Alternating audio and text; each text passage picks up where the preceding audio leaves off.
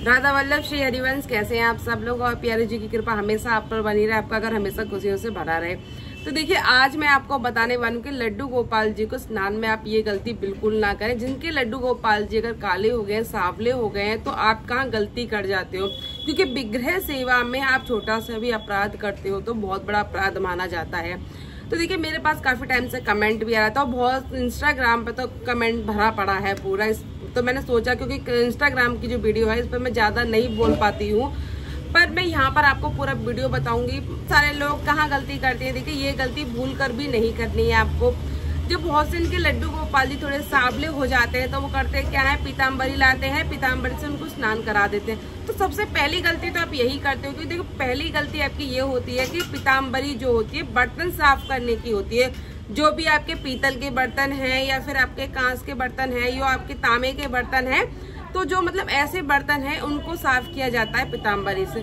लड्डू गोपाल जी को कभी भी पीताम्बर से स्नान नहीं कराना चाहिए। अगर लड्डू गोपाल जी को भी अगर आप स्नान कराते हो पीताम्बरी से तो ये बहुत बड़ा अपराध माना जाता है। अपराध क्यों माना जाता है, क्योंकि हमारे जो लड्डू गोपाल जी हैं एक बच्चे के स्वरूप में उनकी सेवा होती है। तो बच्चे को पीताम्बरी जो होती है उसमें हार्ड केमिकल होते हैं और लला की स्किन बहुत ज्यादा सॉफ्ट होती है। तो इस तरीके से आपको ध्यान रख के लड्डू गोपाल जी की जो सेवा करते हैं, लड्डू गोपाल जी को स्नान कराते हैं, तो कभी भी पीताम्बर से स्नान नहीं कराना है, क्योंकि उसमें केमिकल ज्यादा होता है। जो बर्तन की साफ करने की चीज होती है पीताम्बरी, तो पीताम्बरी से कभी स्नान ना कराएं लड्डू गोपाल जी को।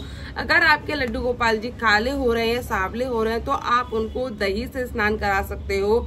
दही में थोड़ा सा बूरा डाल करके और आपको लड्डू गोपाल जी को अच्छे से साफ करना है। बहुत इजी तरीका है, बहुत साफ हो जाते हैं। देखिए, जब आप लड्डू गोपाल जी को डेली स्नान कराते हो तो लड्डू गोपाल जी आपके कभी काले होंगे नहीं। अगर साल में एक बार अगर आप चिरागी बाती जला रहे हो, साल में एक बार उनको स्नान करा रहे हो, तो आपके लड्डू गोपाल जी काले हो जाएंगे।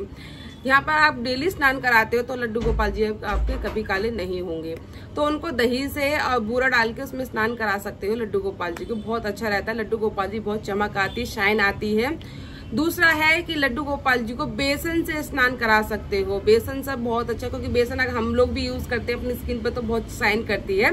तो लड्डू गोपाल जी को थोड़ा दही डाल के बेसन में और लड्डू गोपाल जी के चेहरे पे थोड़ा सा लगा दो, उनके श्रीअंग पे लगा दो, तो हमारे लड्डू गोपाल जी बहुत चमक जाते हैं। क्योंकि हमारे लड्डू गोपाल जी का श्रीअंग बहुत कोमल होता है, तो आपको ध्यान रख करके उनकी सेवा करनी होती है। क्योंकि अगर विग्रह सेवा में अगर एक अपराध भी हो जाता है, बहुत बड़ा अपराध माना जाता है, तो ये भूल से भी गलती ना करें। पीताम्बरी से तो बिल्कुल भी स्नान नहीं कराना है, आपको ये ध्यान रखना है कि बहुत सारे लोग करा देते हैं पीताम्बरी से, उनको स्नान करा देते हैं, मिट्टी से स्नान करा दे रहे हैं, तो ऐसा आपको नहीं कराना है। वो बिल्कुल भी ये गलती नहीं करनी है, ठीक है। गमले की मिट्टी बहुत से मैंने देखा है, गमले की मिट्टी ली और भगवान को रगड़ना स्टार्ट कर दिया, तो ऐसे बिल्कुल भी गलती नहीं करनी है।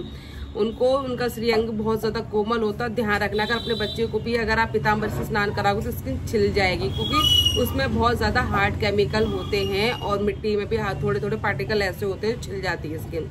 तो आपको ध्यान रख करके सेवा करनी है। देखिए, तीसरा है, जब आप लड्डू गोपाल जी को स्नान करा रहे तो लड्डू गोपाल जी को आप सरसों के तेल से आप सबसे पहले उनकी मालिश करो।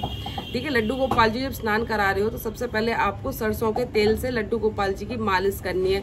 मालिश सरसों के तेल से क्या होगा, जब लड्डू गोपाल जी की सरसों के तेल से आप मालिश करोगे तो लड्डू गोपाल जी शाइन करेंगे, काले तो होंगे ही नहीं। क्योंकि मैं भी अपने लड्डू गोपाल जी की कभी कभी सरसों से मालिश करती हूँ, जिससे कि उनकी शाइनिंग इतनी ज्यादा बढ़ जाती है और काले तो बिल्कुल ही नहीं होते। ठीक है, तो आप सरसों के तेल से भी लड्डू गोपाल जी की मालिश करें, जिसमें अच्छे से शाइनिंग आएगी तो वो काले भी नहीं होंगे। ठीक है, तो सरसों के तेल से आप स्नान करो, फिर उनको दही दूध से आप इस तरीके से स्नान करो। वो बोलेंगे चिकने हो गए तो आप दही से स्नान कराओगे। बेसन हफ्ते में 2 बार अगर आप सरसों के तेल से उनकी मालिश कर रहे हो और फिर उनको बाद आपको लग रहा है कि वो चिकने हो गए हैं, तो कैसे आप उनको साफ करेंगे। तो बेसन लो और बेसन से उनको पूरा अच्छे से लेप लगा लो, उसके बाद उनको साफ कर दो, बहुत अच्छे से साफ हो जाएंगे। आप चंदन भी ले सकते हो, चंदन से आप स्नान करा सकते हो लड्डू गोपाल जी का।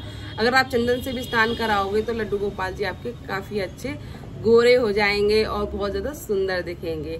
तो ये जो चीजें मैंने बताई हैं, आप इस तरीके से इनको यूज करके लड्डू गोपाल जी की सेवा कर सकते हो। पर यही अपराध मत करना, आप पीताम्बरी से कभी मत स्नान कराना। ये जो चीजें मैं आपको बताई है, इन चीजों से आपको लड्डू गोपाल जी को स्नान कराना है, जिससे कि आपके लड्डू गोपाल जी बहुत ज्यादा शाइन करेंगे, बहुत ज्यादा चमकेंगे। और वीडियो अच्छी लगे तो प्लीज लाइक शेयर कमेंट जरूर कर देना, मेरे चैनल को सब्सक्राइब जरूर कर लेना। राधा वल्लभ, श्री हरिवंश, राधे राधे।